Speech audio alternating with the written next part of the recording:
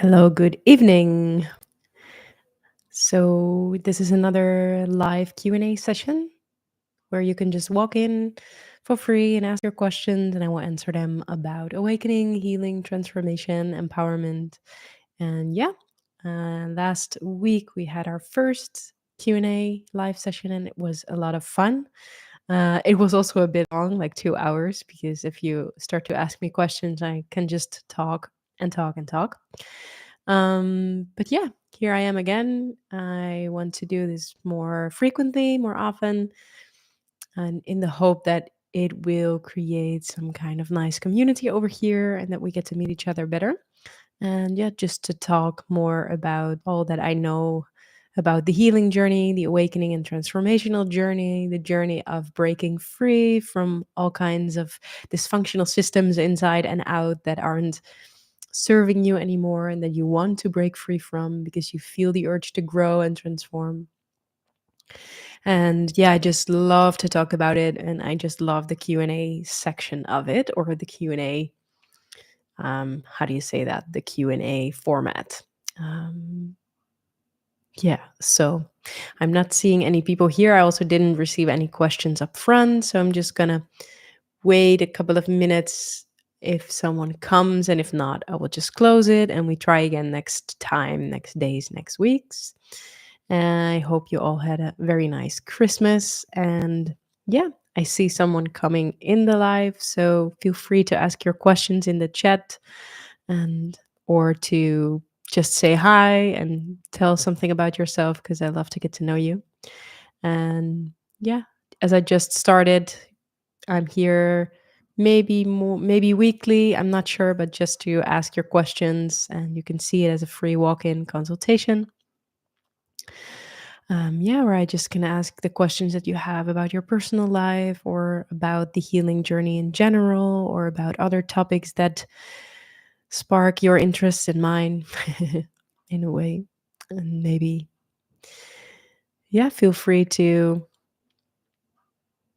ask your questions, share your experience, tell me where you're at in your healing journey or why you are here and on this journey, or what sparked you to start and go on this journey, or where you're at right now and what you want to do.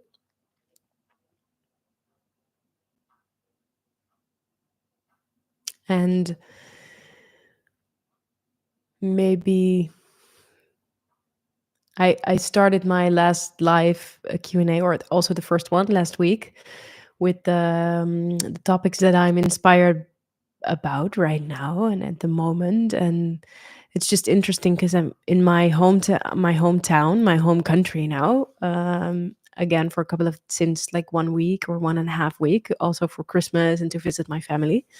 And it's always interesting to come back into the town where like a lot of the relational trauma or emotional unsafety or shame or cultural conditioning has been created, right? Also, in a way, in the past. And it's always interesting to come back to that and feel healed and transformed and feel, in a way, a different person. But it's always like as if these new and old timelines, they clash a little bit, and it's so interesting to feel the difference between all the old stories and all the old paths and memories, and now feeling renewed and healed and transformed in a way, and come back to the old. It's a bit of a abstract story, but it's for me always a very interesting and also a very, it's it's hard work to stick with myself, to stay with myself, to stay with my authenticity, and to dare to stay with that, even when I'm in my old hometown, for example, with people that I've known for years and years and years. And yeah, if you are here and you have a question about awakening, healing, transformation, empowerment, or any other kinds of topics that you feel you want to ask something about, please do, because that's why I'm here anyway, to answer your questions, to help you a little bit. I really like, I was in a bit of a, how do you say that?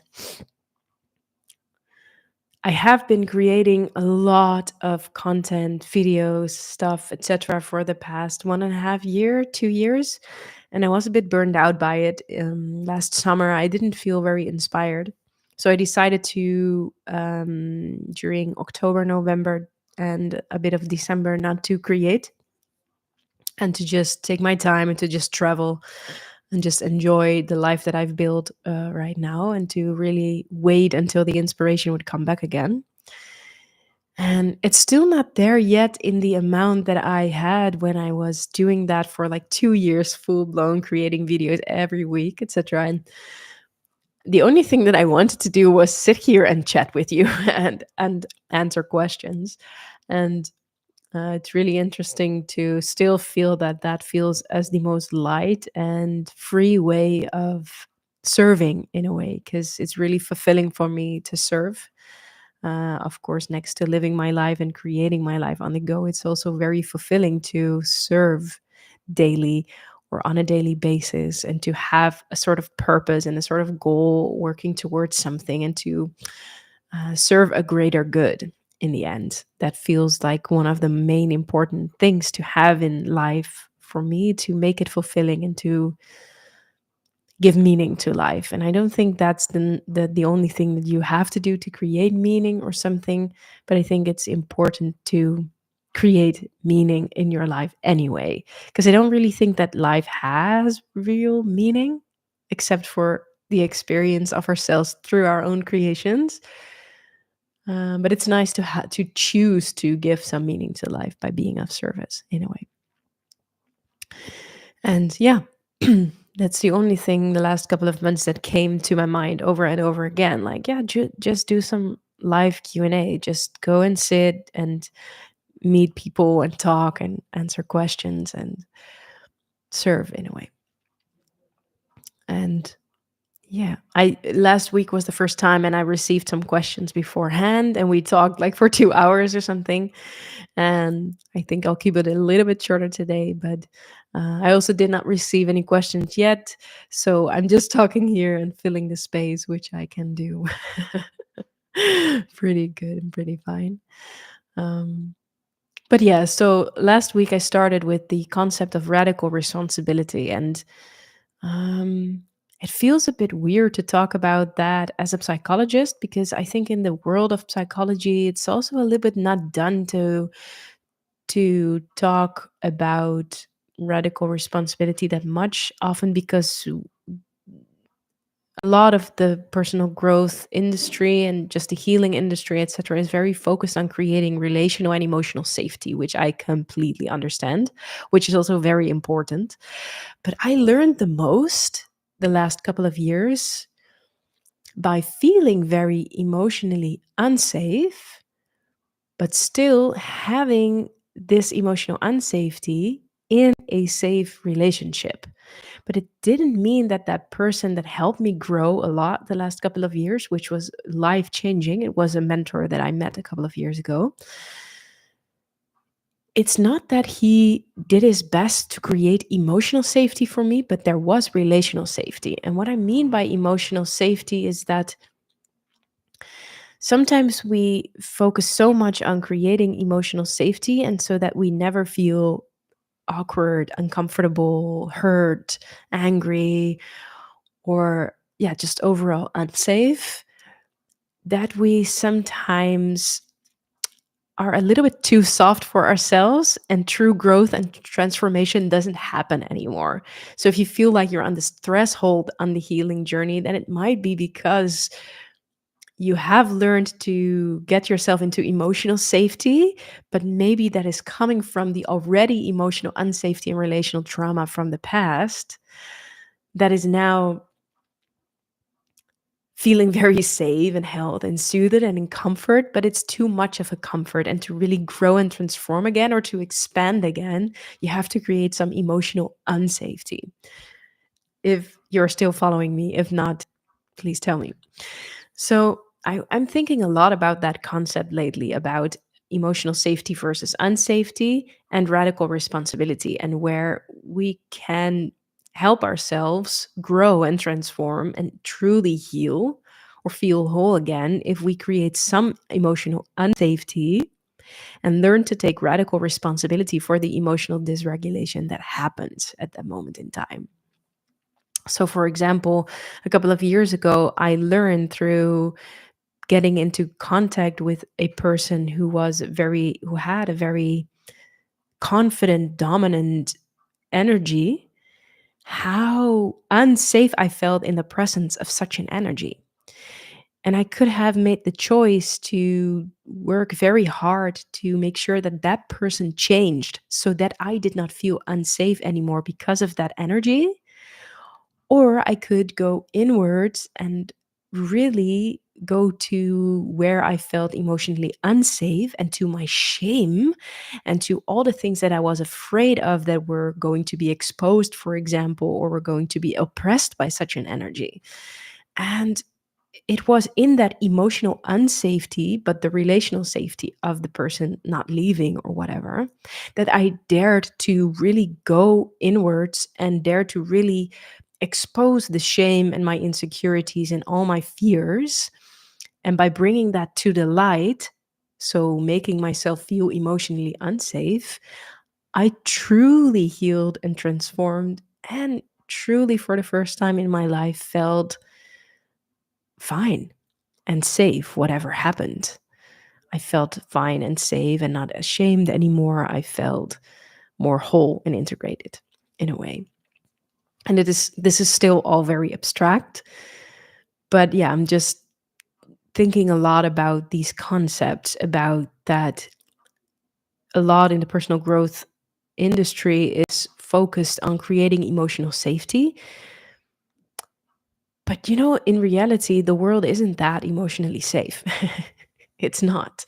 And we can do our best, of course, to raise each other in a way that we create more safety for each other. But I think that the personal power that we're seeking, the confidence that we're seeking, does not lie in the hands of others, does not lie in others changing their behavior so that we feel emotionally safe in a way, or that they change so that we are not triggered, right? And the radical responsibility lies in the fact that despite others creating emotional unsafety, we can take responsibility for our own unworthiness, our own shame, and the parts that we suppress out of shame and unworthiness, and to help regulate ourselves, whatever happens, so that we feel safe inside in a way.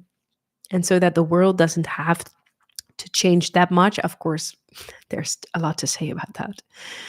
But yeah, so that we just feel safe inside of ourselves. And I think that the more I applied that idea of taking radical responsibility for my own wounds, my own dysregulation, my own hurt, my own grief, my own anger, and not suppress the parts inside of me anymore that I felt ashamed of, but like really owned those parts and bring them into the light. That really, really was the biggest shift the last couple of years for me, and it made me transform my life. I'm more fulfilled than ever, free than ever, etc. And all that I was doing this for has happened. So yeah, if you watch this and follow me and have questions about this, please drop them in the chat. Feel free to ask, feel free to comment on it, whatever. I will wait for another 5 to 10 minutes and then close off if there are no questions. For now, I'll just preach some things that come up to me intuitively in a way. It's also what, let me talk then anyway, if there's no questions. Also, something else that has been in my mind lately is I've been a lot on social media, like just scrolling, and where I normally like felt, oh, this is interesting, and oh yes, this is exactly where I am. Oh, the algorithm serves me. I now get a little bit of like overstimulated of all the information, right? And I also feel like there are so many stories that we are that we keep on repeating, or there's so much information that is coming back to me now, like, yes, this is something I learned 10 years ago, but I see it coming back and back on social media. It's like we're just recycling information over and over and over again. And sometimes it is a little bit discouraging because I have been diving into a lot of literature from my psychology study, then somewhat more spiritual and non-duality and detachment, etc. And then I came back to the trauma and relational trauma again, and attachment theories and coping mechanisms, etc. And I am writing an ebook now with all of my findings from this entire journey and search about what I think is the number one problem of our world and for every individual also, and how you can become aware of that and help yourself heal and transform. Um, but I've also been diving into literature around more activistic, like feminism, patriarchy, women's oppression. I'm like really passionate about that also. I think it's part of my journey also to talk more about that. And I I was just like reading books. Like I'm like someone who really does things naturally. So I learn things myself, and I investigate it myself, and then I in my mind I connect the dots, and I know, and I have my answers, and I know what's happening, etc. And then I read it in books, and then it's like, oh, this knowledge is already there, but I've figured it and discovered it out myself. And then I was like reading literature around feminism, women's rights, patriarchy, what oppression, etc. And of course also intersectionality, etc., etc., racism. I also wrote my thesis around gender bias. And then I came across literature that said the same things as that I was discovering just a couple of, like, the past 5 to 10 years from the 1800s, like from the 1800s. And um, sometimes it's a bit discouraging to read things that I just thought I discovered in my lifetime, which was already there in the 1800s, right? In a way, in a sense. It's like we're just recycling information until somewhere it stuck and it gets stuck and we do something with it. But it's also sometimes a bit discouraging that everything that we are discovering was already there for centuries and centuries and centuries. And still we think we have to do something about the planet to get ourselves somewhere else, right? To improve or to heal or to transform. But the information with which we try to do that is already so old, and we're just recycling it. Like, when do we finally are going to embody it, right? And that is just such a beautiful question. And now I see some things in the chat, so I'm going to go there. Hey, Cliff, good to see you again. You say, Cliff here from New Jersey, USA, just got back after a retreat with Sri Sri, and I'm sort of burned out. I saw a lot and was on the hot seat. I see how I complain. We have two opinions, to accept or take action.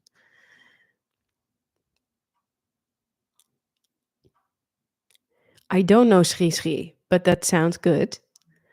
And the hot seat is something like that you get like a personal space to answer some questions, right? I think.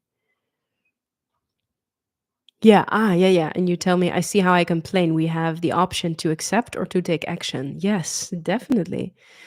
That's what I also call the radical response, or that's what I refer to also when I say radical responsibility in a way.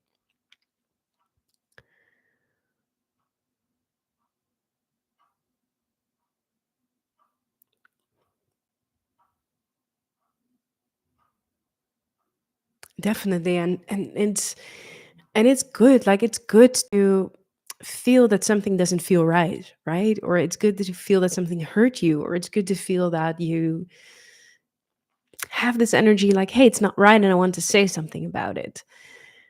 But in the end, when we talk too much about it and only swim in the hurt and in the emotions, and it's not right, then we steal our energy in a way, like the energy to take action or to take the radical responsibility or say, you know what, I'm going to do something about it.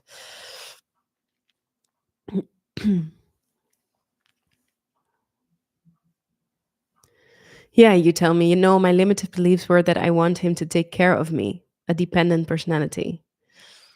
Yeah. And him is like the Sri Sri, you mean, if I'm saying that correctly. Gurudev. Ah, okay, yeah. Yeah. Yeah, but that's well, it's a beautiful insight to realize that you want something or someone, an authority outside of you to take care of you. And it's not that crazy that you think that or that you create that codependency or that dependency on others because we're being conditioned almost from a very young age to leave or to deny or disown our own inner authority, our own inner wisdom, our own intuition, our own emotions, our authentic self, often because of cultural societal conditioning and often because our parents aren't that emotionally mature or relationally aware already that they ask that of you because of their behavior. So we are being conditioned or taught from a young age to abandon the truth that is living inside of us in a way and to dissociate ourselves or from it or to disown it and to trust authorities outside of us. That's truly a very societal cultural conditioning. And it's also the fact that still a lot of people do not agree with what is happening and with political leaders in the planet in this world, but still we're not really standing up, still we're not really taking action because we have been conditioned to believe that authorities outside of us should do the work for us. We have been really made very passive in a way and very very ashamed or afraid or even distrustful of our own authority, our own action, our own power in a way. So it's not that crazy or illogical that you have created such a dependency in a way. And this is where what I also mean with the taking radical responsibility is that if you are aware that you are placing your authority or your center outside of you and um, out of believing that maybe you don't have it in you to do it yourself, you want others to do it for you, right, in a way. And if you do that, then you're not taking action or taking radical responsibility, and that is where you are sabotaging your own growth or your own healing or your own transformation in a way. And I don't, of course, know like your personal story, but this happens often to a lot of us that we create this dependency on authorities outside of us.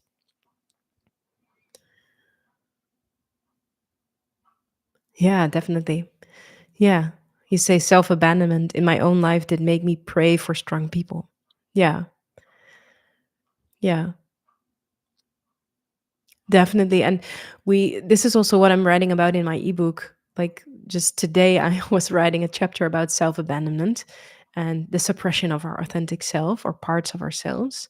This is what we learn from a young age to do because of conditioning and often because of emotional immaturity of our parents. We learn it's safer to self abandon and to give our authority away, right? In a sense.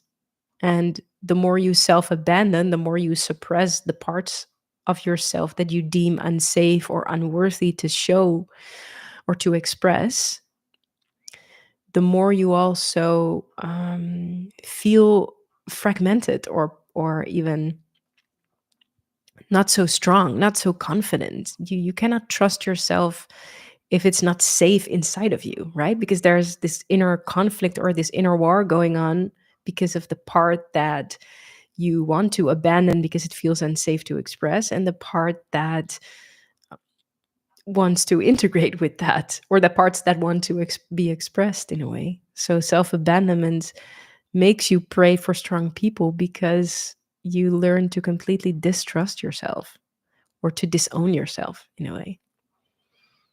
And if we don't have like an emotionally mature, healthy, regulated, safe adult with us during childhood who can mirror that back to us, who can give us a sense of self, who can help us trust the truth that is living inside of us, then we immediately learn to self abandon to stay safe. And because of the society we're living in, I don't really think that a lot of people already completely understand this or even have the time to give us what we need in a way. But that's like a whole lecture, whole different lecture. So yeah, I see some more people here. If you have a question or want to share something, feel free to do because that's why I'm here. Um, and yeah, I see Cliff says, in my energetic body, I shrunk and felt I didn't deserve and couldn't receive gifts, and I suffered because of this. Let me read that again. In my energetic body, I shrunk and felt I didn't deserve and couldn't receive gifts, and I suffered because of this. Yeah.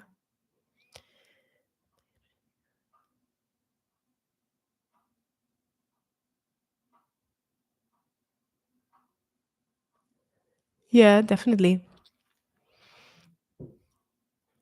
Definitely when something happens, like one big stressful event or just emotional relational unsafety over a long prolonged period of time in childhood, you often start to create these stories inside of you, and you start to create also coping mechanisms and behaviors and even sometimes an entire shame-based identity, based on those stories that you create, based on stressful events or behaviors of the people around you that you couldn't make sense of. And often what you do is you internalize these stressful events. And with this internalization, you create a story that it must be about you, that you are to blame, or that you should feel ashamed, or that you're not worthy, or a bad person, or that you're not worthy of receiving what you need, etc., etc., etc. And then definitely when these stories or these emotions around those stories are triggered also in the present day time, you shrink again because that was your first initial mechanism to stay emotionally safe, to shrink yourself and to believe that you did not receive it, did not deserve to receive. You keep on shrinking yourself in this present day because that's still what you believe in a way. Then Lollipop says, "Hi everyone." Hi Lollipop. Good to see you here again. So early in the morning.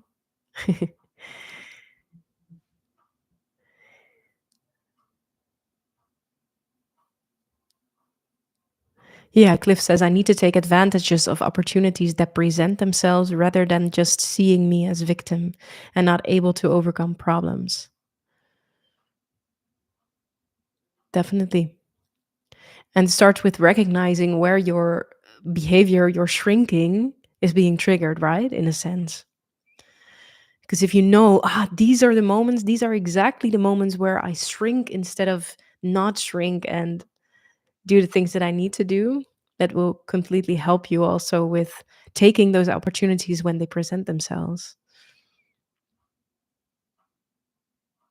But definitely, it's definitely a beautiful realization, and I hope so freeing for you the upcoming weeks, months, years, whatever, to recognize this and to reverse it, right? And to change the reaction that you had. So to not shrink, but to choose a different behavior that is more helpful and more um, resourceful in a way. And it's definitely the learned helplessness or the perceived powerlessness that we all have been conditioned in a way to have, to step out of that. Wow, there's so much power in that and so much freedom. That's a beautiful realization. Lollipop says, "I'm wondering, does mental illnesses come from being disconnected from our true selves, as in depression, anxiety, ADHD, etc.?" Yeah. Yeah, you say it's early. It's 4:30 here. I actually slept through my alarm. Yeah, well, thank you so much for being here and setting your alarm. That's beautiful. Yeah, it's for me, it's a very lovely 7:30 p.m. in the evening to sit and chill a little bit with you, but for you it's very early in the morning. Yeah, but you're asking the question, does mental illness come from being disconnected from our true selves, as in depression, anxiety, ADHD, etc.? I think it's definitely a disconnection. a trauma response also, and a way to keep yourself emotionally safe. So I think we learn through societal cultural conditioning and emotional neglect and relational trauma inside the family home, these two things, this combination, we learn through that to abandon ourselves from a very young age and to suppress certain parts of ourselves, especially those parts that we deem unsafe, unworthy, or bad. And we feel so ashamed for that and so unsafe. And we suppress those parts and we create different behaviors, masks, roles, identities, and coping mechanisms to keep those parts that we deem unsafe suppressed. And these coping mechanisms or these behaviors, these traits, these roles, and these masks, or rather said, are protection mechanisms that we created to stay emotionally safe in the past. We take them with us up until today. And they are being activated when our suppressed emotions, when our emotional neglect, when our relational trauma, etc., is triggered. And I don't think mental illness is truly like an illness, but it's more something we do to stay emotionally safe. And depression is, for example, the suppression of emotions and authentic self-expression, the suppression of our life force energy, but it could also be suppression of anger, suppression of boundaries, wishes, preferences.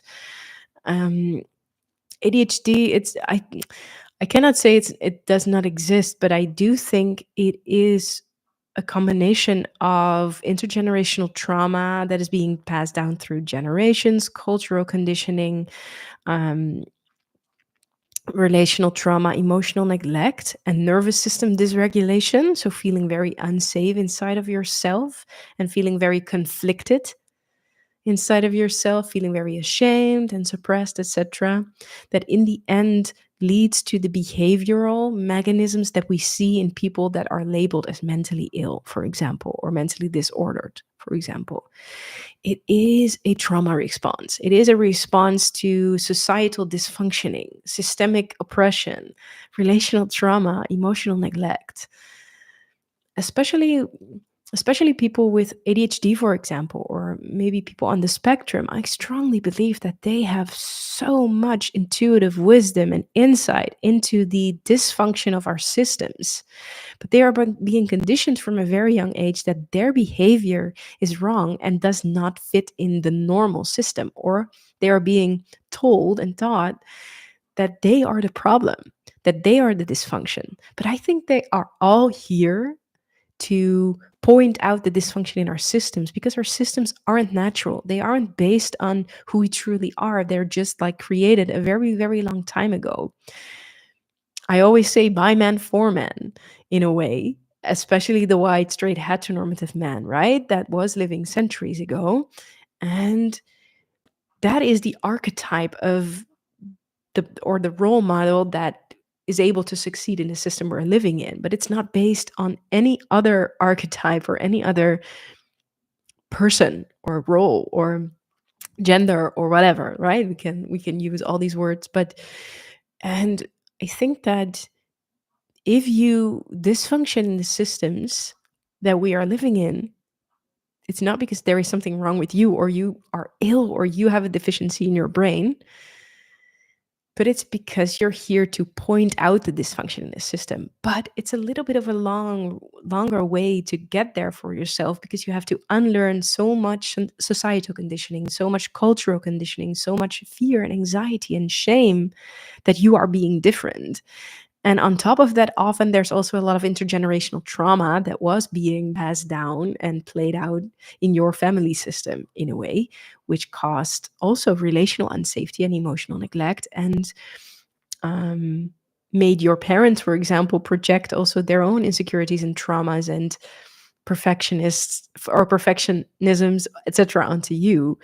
So it is a little bit of a journey to become aware of the fact that, for example, if you have ADHD, that it's not you, it's the system, but still you have internalized those systems and you have to help yourself dismantle the systems inside of yourself and create emotional regulation instead of dysregulation, and understand where you feel unsafe, ashamed for who you truly are, understand where you feel um, neglected, etc. So definitely, because of societal conditioning, intergenerational trauma, and emotional neglect and relational trauma inside the family system, we learn to suppress ourselves and to self abandon and recreate mechanisms that become dysfunctional in the end. And these mechanisms are actually protectional behaviors that are often called mental health issues. That's my take on it. And I would definitely say that it is reversible. And it starts with recognizing that you were never the problem. And it starts with understanding where you were hurt and traumatized in the past, or where you created stories around your worthiness, around what you deserve, around who you can be and cannot be. And all this internalized shame, internalized patriarchy, internalized capitalism, internalized systems, right? In a way, in a sense.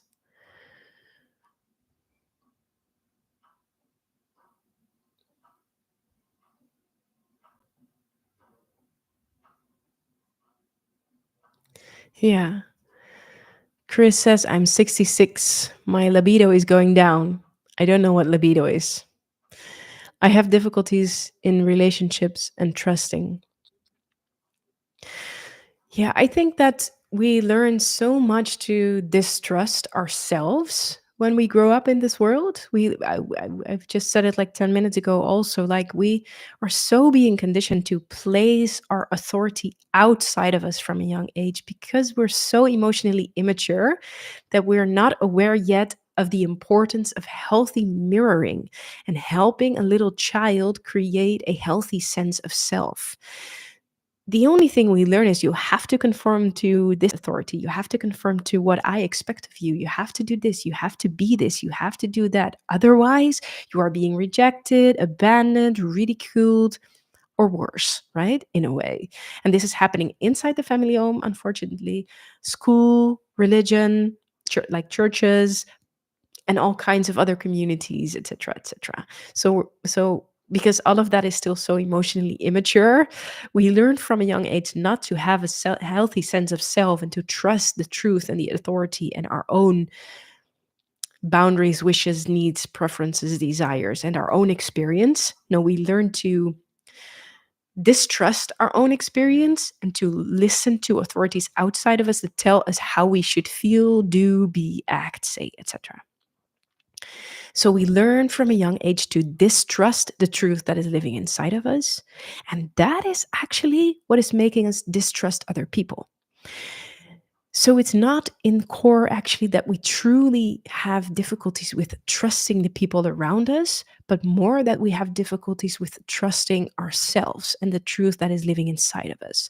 What you are actually asking is, can I trust myself that if I sense something inside of me that I listen to it?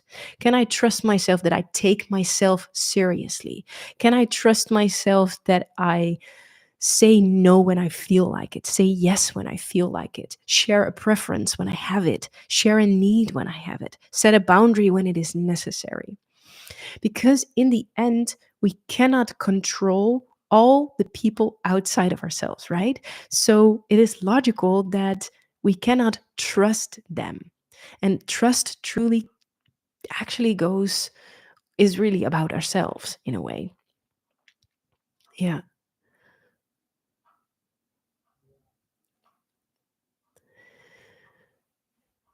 And Lollipop asks, I see Cliff mentioned the energetic body. What is that? That's a good question. I don't think I have a true answer for that. And I think it's a bit, of course, abstract and a more spiritual way of looking at ourselves. But um, often what we say is that the human exists out of more than just a physical body. They say the physical body, the emotional body, the mental body, and the energetic body. And I think, I'm not sure, but the energetic body may consist of all the hidden ways we are connected to the universe, to others, to the world, to nature, to the cosmos, to ourselves, etc. It also consists of maybe our soul, which is sometimes said, but I don't know the truth of this. But you could say that your energetic body, I don't know what Cliff meant by energetic body, of course, this time, because I think there are a lot of interpretations around it. But I would say the energetic body is just another layer of the bodies that we have. Like we have the physical body, then we have the emotional body, where we experience emotions, and that it has some information about who we are and who we want to be, and etc. Then we have the mental body, so our cognition, our mind, and then there's like a more energetic body that maybe consists of all of it.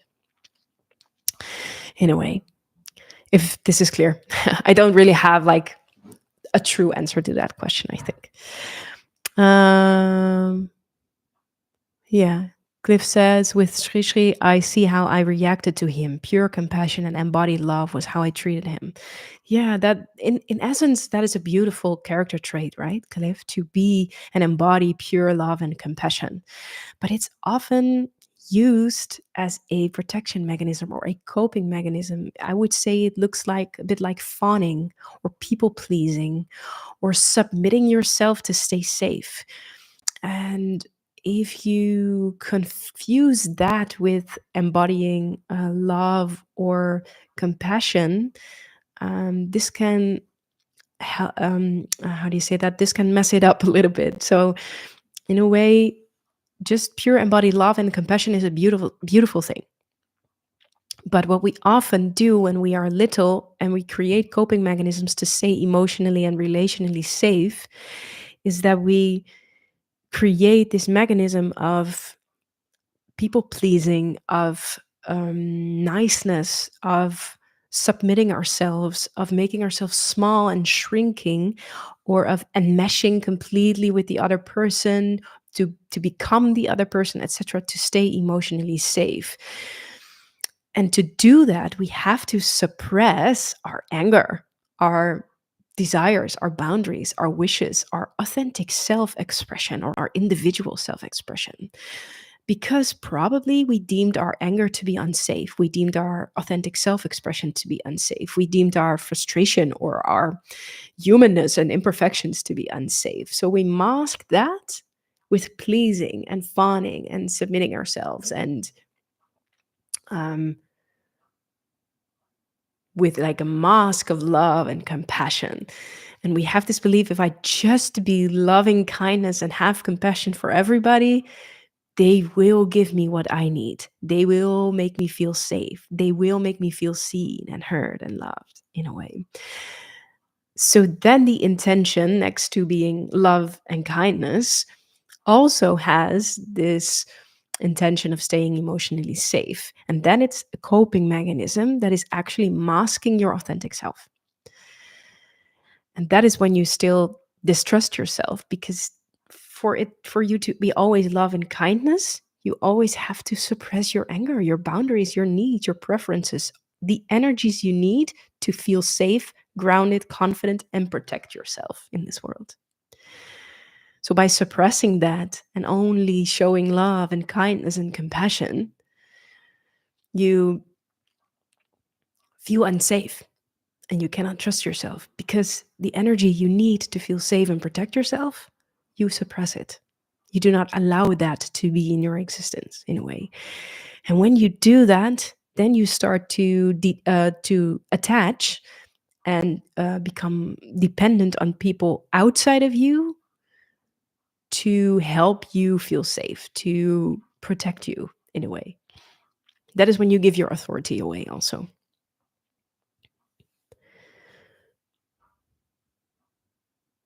And then you say, you're right, thank you. I think that wasn't something else. And then Global says, nobody gave me permission to be myself. Yeah. Hmm. Yeah, that's sad. Right. And that's definitely, as I said, what happens in our society. I think a lot of people are still so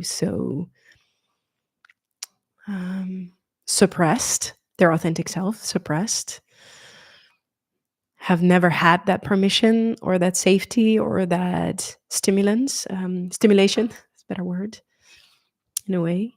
Often out of ignorance or not knowing, often because, well, I do believe that the systems we live in thrive on us conforming and cooperating and feeling a little bit afraid so that we do not step out of the systems and say, no, not anymore. I'm not going to participate in it anymore, right? So I think it's a combination. And sometimes, I don't know, it just comes up now inside of me. Sometimes it's also very unsafe for our parents or our father or our mother, for us to be ourselves because it triggers their own suppressed parts, their own suppressed anger, resentment, grief, life force energy, joy, etc. And it is safer for them emotionally and relationally for their children to adapt to them and to conform to them and to enmesh with them and to become them than to become a authentic separated individual.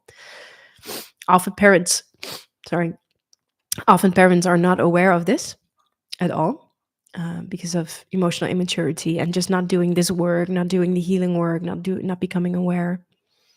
Um, so because they feel so emotionally unsafe and ashamed of themselves because of their trauma and the things that they have been through, it is safer for them to for their children not be completely themselves because it just triggers their insecurities and their wounds.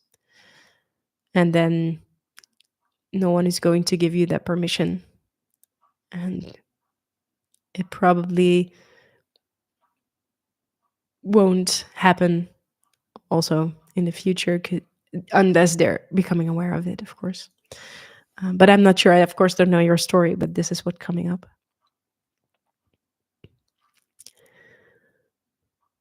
Yeah, and Cliff says energy contracts or expands. Yeah, definitely. And to make it more practical, if we feel safe and alive and healthy and confident, we glow, right? And we literally energetically also say like, hey world, here I am, I'm taking up space, I'm standing in the room and I'm taking up space in a way.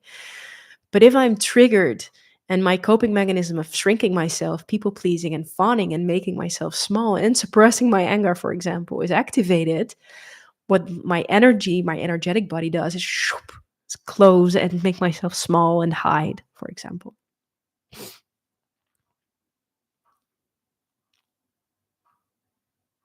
Yeah. Cliff says how to be centered within myself and not feel I'm deserting others. That's my biggest problem. I don't think I know what deserting others is, or maybe it's a typo. How to be centered within myself and not feel I am deserting others. Maybe that's my language, not the having the English language as my native one. So if you could help me out with that one.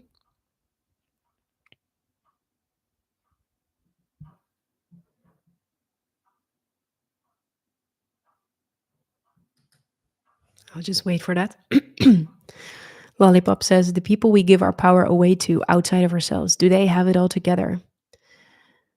I feel not because of the advantage they take of the people that give them their power because of not trusting ourselves. Definitely. Because the people we give our power away often also feel very unsafe because they use the tactic, the coping mechanism of domination and control and manipulation and being the authority as a way to stay emotionally safe. So in the end, it's just like two sides of the same coin, right?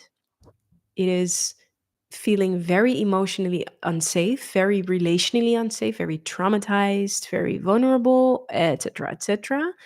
And to stay emotionally safe and not be confronted with the deep wounds of unworthiness and shame that we feel inside of ourselves and our vulnerability, we choose either to please, fawn, and mesh, make ourselves small, or to make ourselves bigger and control and dominate and oppress in a way. So it's I say it's two sides of the same coin, because in the end we have the same agenda, and that is to keep ourselves emotionally safe and to not be confronted with the wounds and the pain that live inside of ourselves, to not be confronted with our suppressed emotions. And you could even say that for the people pleasers and the people that make themselves small, they suppress their anger energy more, and the other way around, for the more aggressive, controlling, dominating ones, they suppress their hurt, sadness, and grief, and their vulnerable energies more. But that's really black and white. And of course, we're human. It's never that black and white, but it serves definitely them.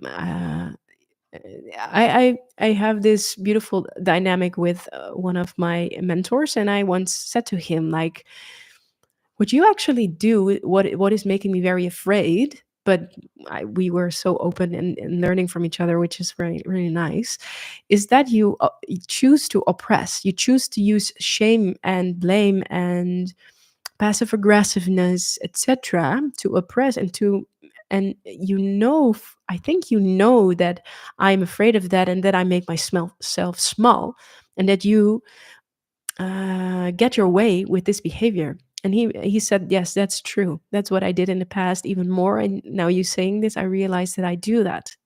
So it's definitely that's what they do, and they know they have power over people who make themselves small when confronted with this more authoritative energy.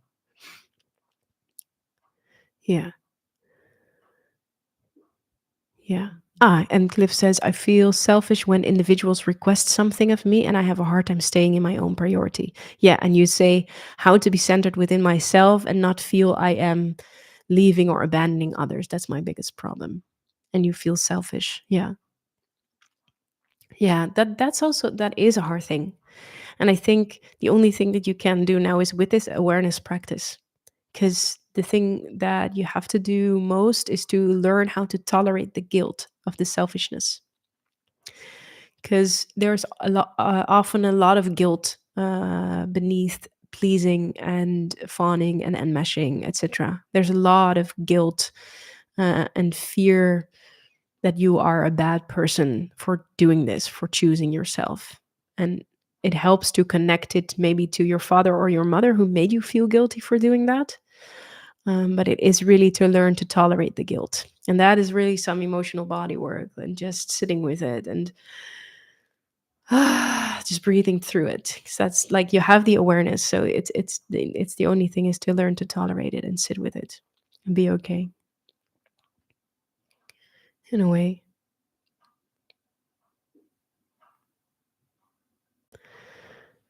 Yeah, I'm thinking if there's more to it, but there is, it's you say I feel selfish, so it's the feeling of guilt, right? When individuals request something, and probably because, yeah, well, it's exactly what I wanted to say. You think I think it's scary to be alone because I was so neglected. Yeah.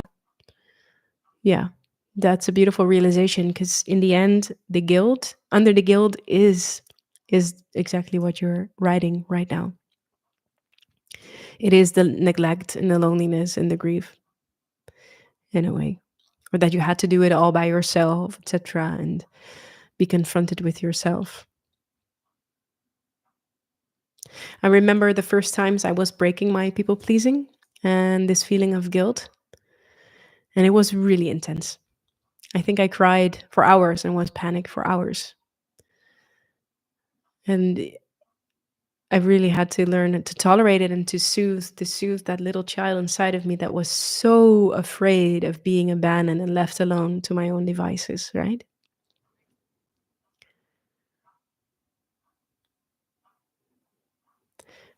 But it's definitely where true freedom lies, in your personal power, in a way.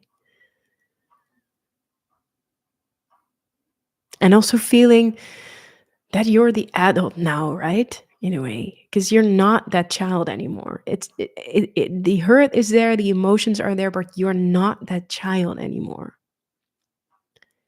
You can help yourself.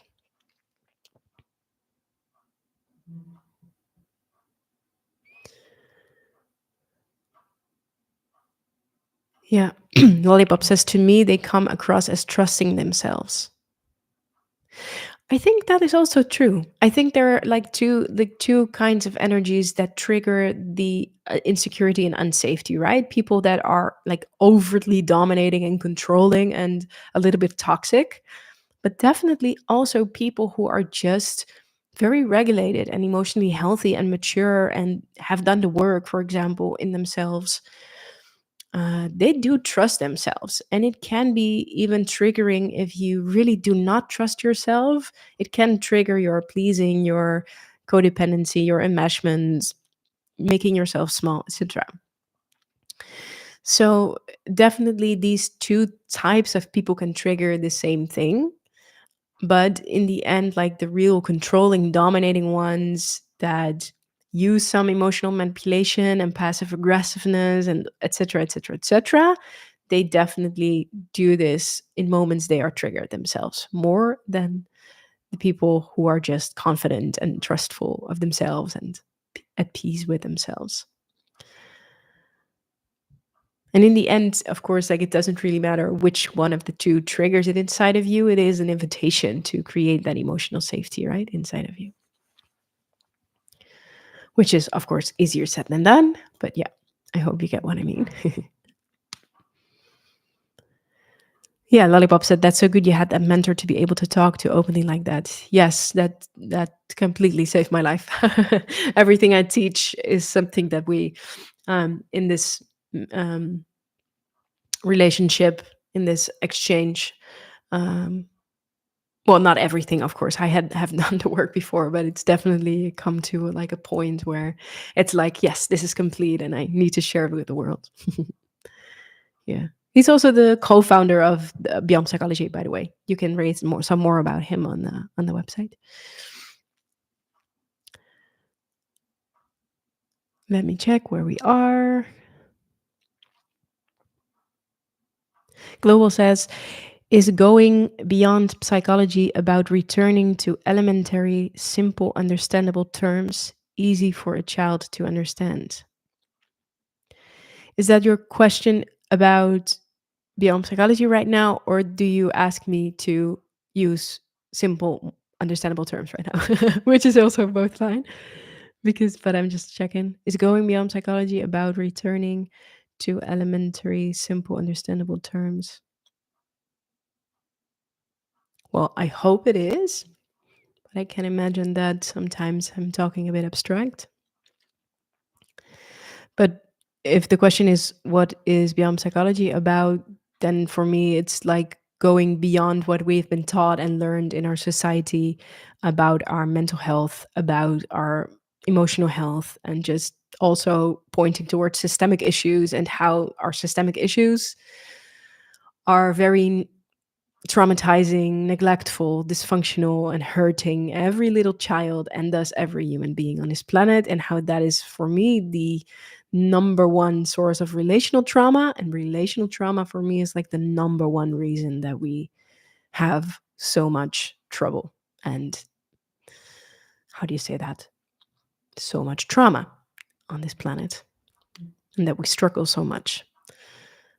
And I hope with Beyond Psychology to help people to become aware of that, to heal themselves, transform themselves, and to find the courage and confidence to step out of dysfunctional systems, whether it's their individual family system or dysfunctional systems more collectively, like capitalism, colonialism, patriarchy, etc. And to say, no, not anymore. I'm not participating in those systems anymore. I'm going to step out of it and I'm going to create new and better ones. That's like the,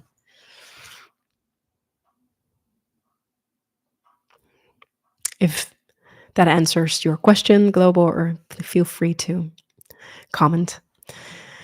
Cliff says, I do feel it in the throat and teary eyes. Yeah, I guess it's reparenting. So to give myself the self reflection and self compassion. Definitely. Yeah. And it's also what really helps me, which is really simple, is like if I do express a need, a preference, a boundary, which feels very unsafe, it's already very helping to say to myself, "Oh, you're afraid now, aren't you?" Yes, I am. Oh, you're scared now. That's okay. So really just acknowledge what is happening inside of me, which is the healthy mirroring that we missed as little children. Oh, you're scared now. That's okay. You feel guilty now. That's okay.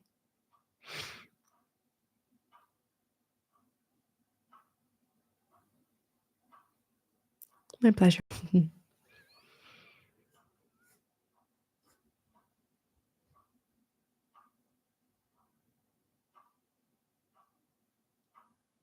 Yeah, so are there any more questions, things you want to share?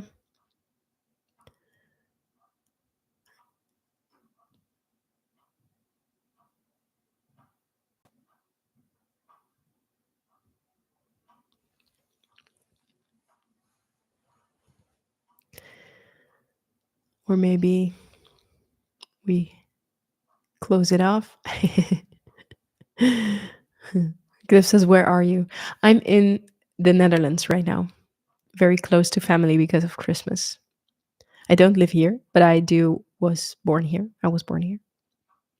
I'm in my hometown. It's called Leiden. Don't know if you know it. Very small town in a small country.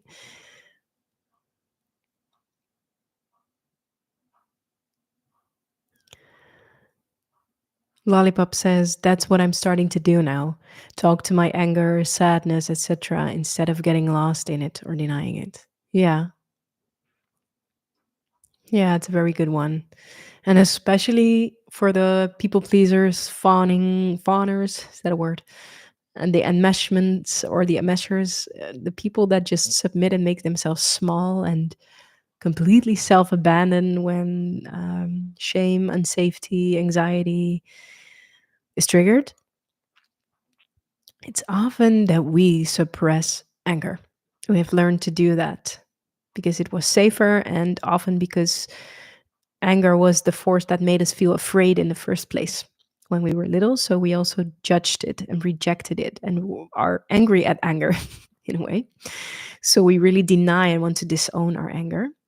Uh, and especially when you are that way, that side of the coin, um, it's really good to start to make contact with the anger inside of you.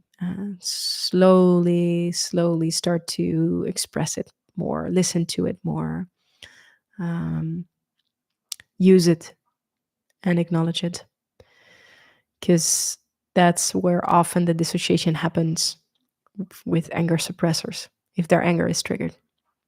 So, especially when you feel very sad, anxious, or overall overwhelmed, dissociated, hyper vigilant, etc., and there's like this conflict inside of you, and you feel a little bit spacey, then often it is because or a deep sadness or hurt is triggered, or your anger is triggered.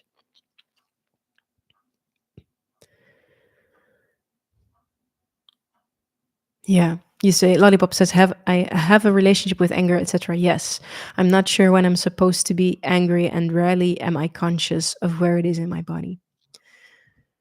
Yeah. That's very normal for a lot of people, and I recognize this too. And for me it was understanding why it felt so unsafe to express my anger, and um literally do these little exercises to feel where it is in my body, which is just nothing more than like sitting with yourself, closing your eyes, maybe take a couple of deep breaths, and just asking yourself or your body, "Hey body, how does my no feel?" And then just wait and see and listen. How does it feel when I feel no? Because no is also your anger energy in a way. Or how does it feel? What does it feel? No, how does it feel when something is not feel doesn't feel right to me? Just make contact with it. Where do I feel anger when I am angry? You can ask your body. And I already feel it in my cheekbones. Is that the right word? My belly, like my solar plexus, just above my navel.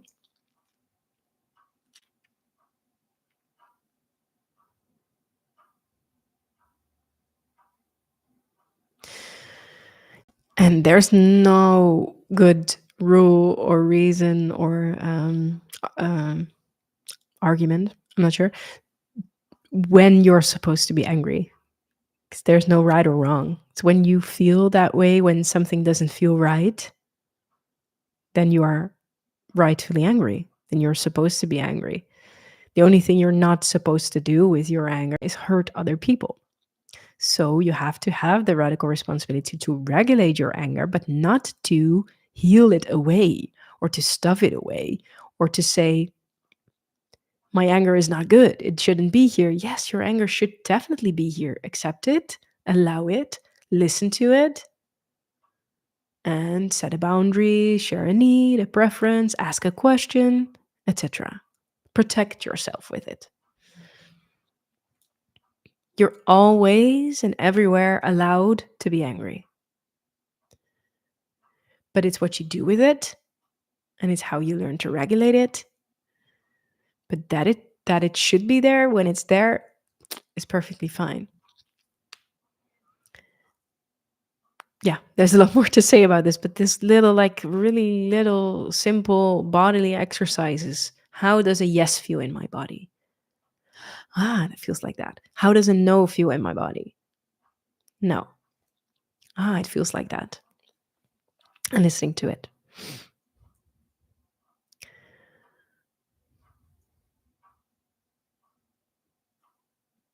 But it is learning to tolerate the discomfort of anger, because often when we suppress anger, we've learned that it is very unsafe to feel it. And it can help to ask yourself the question, when did I learn that anger was unsafe? How did I learn that and why? In a way. And Cliff says the difference between alone versus lonely. Yeah, it's also a good one. Yeah, Lollipop says, thank you. I will practice how I feel. Yeah, good idea. Because just one more thing to add, the as I say, the anger energy also entails all your preferences, needs, wishes, boundaries, your authentic self-expression. It's like your right to exist. It is the energy that you can use to create and to take up space and to be your authentic self. And that can sound very big, but in the end, it's like, as I said last week also, right? Like, start with feeling your preferences, feeling your no's, feeling your yeses, feeling where something doesn't feel completely right, and listen to it. Very, very, very small. Because if someone asks you, do you want to do this? And you feel no, that is also already expressing anger energy. So it's not just this outrageous, uncontrollable energy that we see and that we've learned to feel ashamed of and to be afraid of.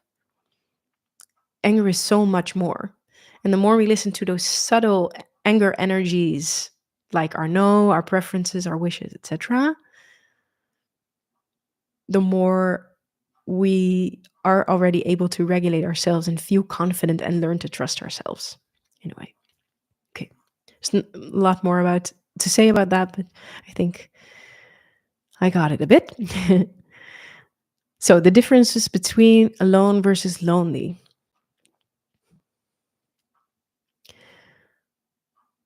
And the question is probably how to spot that difference in a way. I think that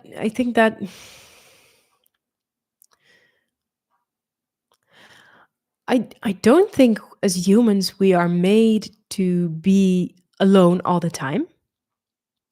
I think we're very social species and we have a lot Uh, um,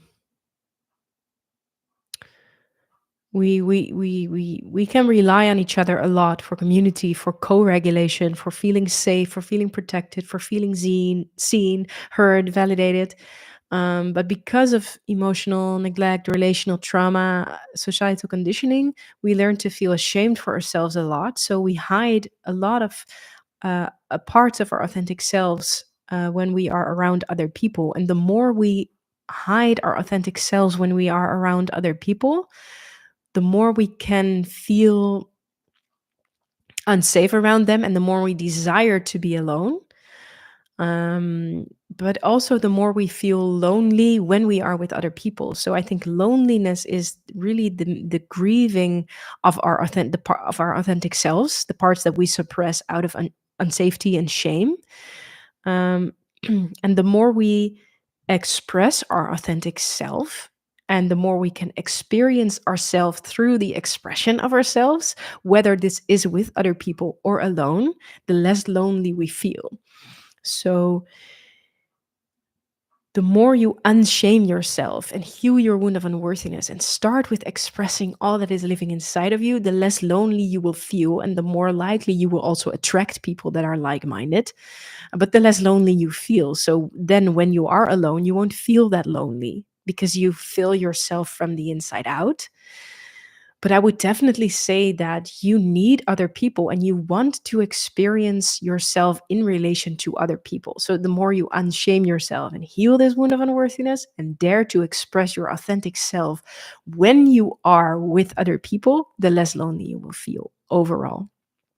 And the less or the more whole you will feel and integrated and alive, because in the end we're a very social species and we need each other. It's just that we learn to feel so ashamed and hide ourselves so much that it is tiring to be around other people.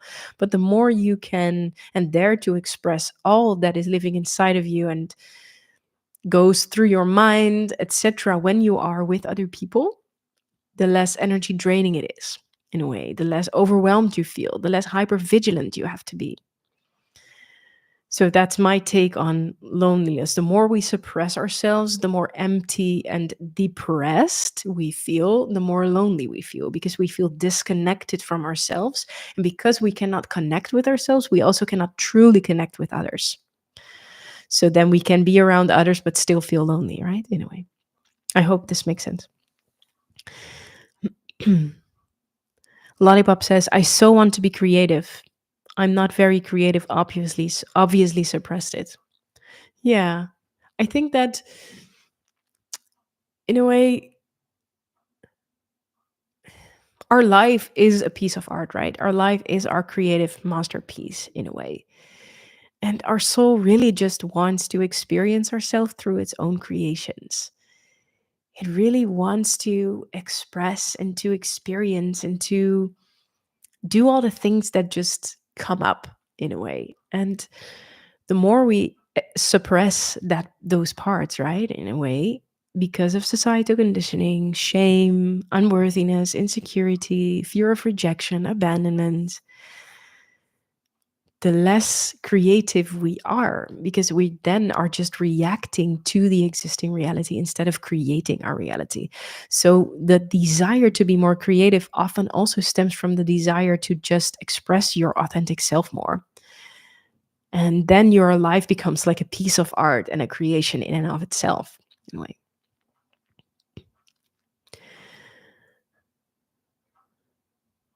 So there is this idea of what it means to be creative, right? You paint, you sing, you dance, you draw, you knit, you build, whatever. And yes, that is creation, but the desire to be creative is just an innate human desire because we are creative beings in a way, and we want to create our life instead of only react to life. We want to create our own reality instead of really creating our own reality in a way. And you create your reality by following your inspiration, intuition, wisdom, whispers, joy, crazy ideas. And often these are masked and sabotaged and blocked by shame. So it's by unshaming yourself that you will free yourself. Anyway, Lollipop says, I feel like I suppress myself around others, that now that I'm on my own more, I feel more connected to myself. Yeah, definitely. Definitely. Definitely.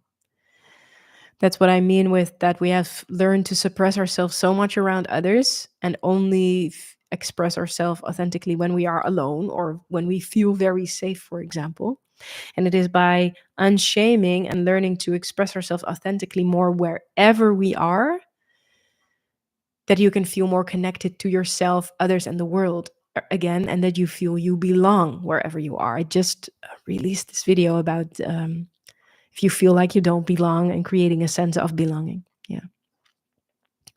Yeah, you say I'm 50, so I have been suppressing for a while. Yes, that's definitely. But it's good to awaken to it right now, right? And to be on this journey because yeah, you're just here right now anyway, so let's enjoy it. But it's the most beautiful journey there is, and I'm glad that at whatever age, if it's 50, 20, 80, whatever, that it happens to you and other people, because and to me, etc., because it's so freeing and so healing in a way. Yeah. Yeah. Good point about creating. Yeah. And of course, of course, there's still probably some things that want to be created through you, but you will discover that when you, yeah, start more with authentically expressing yourself.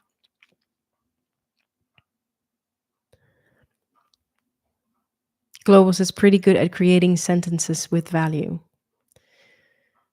And Lollipop says, yes, great now to be realizing.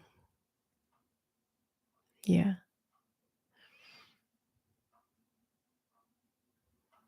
Globo, is that something that you feel that you're good at? Or is that what you're saying to me right now? Help me out.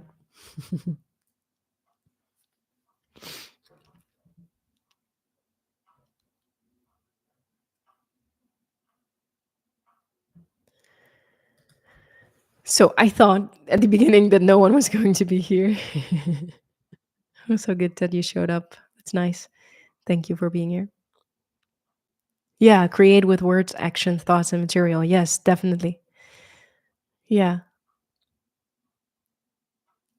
that's definitely the way we can create our own reality, right? In a way, in a sense, and make our dreams come true, create change in our lives, etc.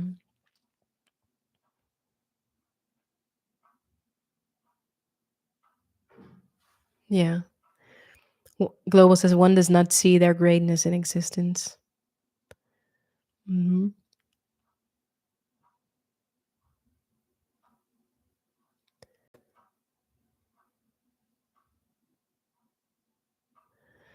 I think it's also a way to overwhelming to completely tune into that greatness completely all the time, right? And that like I don't know, there can be such a calm and peaceful energy when like yeah, somewhere the greatness is there, but now I'm just this little human being in my physical body, and I'm going to experience that greatness through the things that I do, through the choices that I make, through the creations, through my authentic self-expression, to my preferences, my joys, my desires, etc.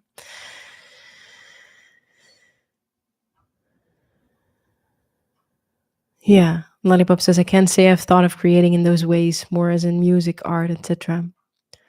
Yeah, which of course is logical because those are very good ways to create, right? So it's not like you should not do that now. But yeah, I think that it helps to not be too strict upon yourself and just like, I want to create, but I'm not doing it, etc., etc. Well, like the life is a piece of art in and of itself. And sometimes when we want to do bigger things, first we have some steps of authentic self expression to take. And then we feel like courageous enough to Start with creating what is living, or art, for example, etc. But of course, if you feel like creating art, go do it. Yeah.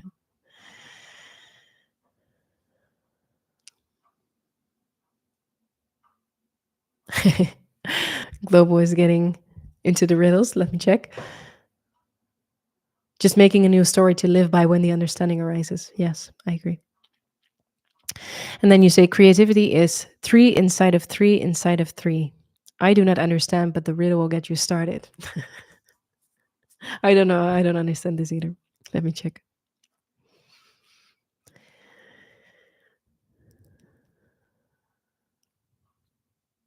Yeah. I cannot make anything of it right now. Maybe when I'm waking up tomorrow, then I get it.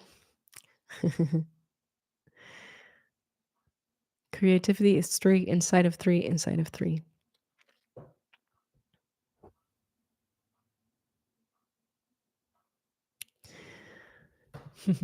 So, if there's any other questions before we round off for today, because I was like, I'm not going to make it 2 hours again, but we're already on our way. But let's say 1.5 today.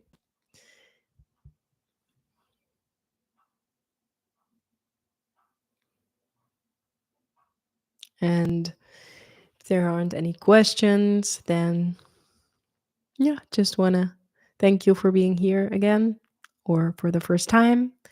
Um, Feel free to drop your questions on the YouTube channel of my channel for next time. If you have one, I will be here again next week, I think, because I'm enjoying it. And yes, like, share, subscribe. Thank you, Global. I thought like these were probably only people who already subscribed, but yeah, if you're not subscribed, do so. And tell your friend. Yes, well, definitely tell your friend about the free live Q&As around awakening, healing, transformation that are happening here weekly. Because yeah, I hope to help a little bit, be of service a little bit in this way. And thank you everyone for sharing, says Lollipop. Yes, definitely. The algorithm sent you here, Global. That's cool. I'm surprised, but I'm happy. Thank you for being here and um, engaging. Good to see you, to have you. Yeah, so thank you, everybody. It was a pleasure again. Happy that you arrived, and see you then next time. I will start and editing this video now and make some clips out of it, probably. Um, yeah, have a good day, have a good evening, or sleep well, and see you in the next. Bye bye.